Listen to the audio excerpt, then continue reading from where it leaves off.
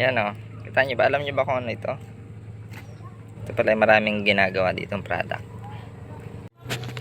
Ito yung mga seaweeds. Binibilad po nila yan. 2 days lang daw yung binibilad. Ayan.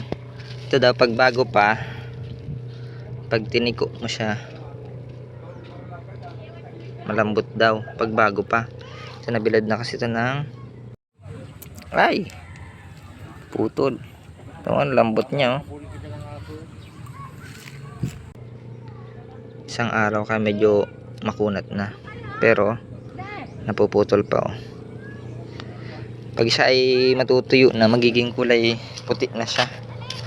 Ito naman yung ayan, ito naman yung nabilad na ng maghapon. Kahapon daw ito nabilad. Ginagawa daw itong upuan. Tapos yan, ayan oh, kulay puti na. Kahit tilahin na siya ay oh. Talakan natin.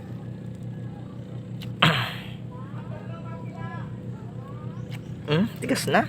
Para na siyang nylon. Ginagawa pala siyang upuan, tsinelas. Galing naman itong seaweeds na ito. Ang dami pala ditong nagagawang product. Ano, ang dami nila. Binibilad nila yan.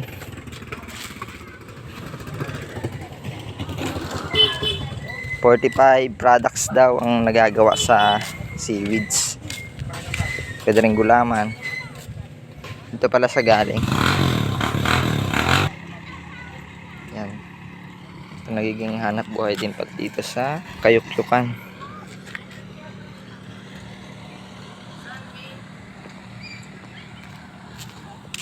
Nga pala sa Kayukyukan.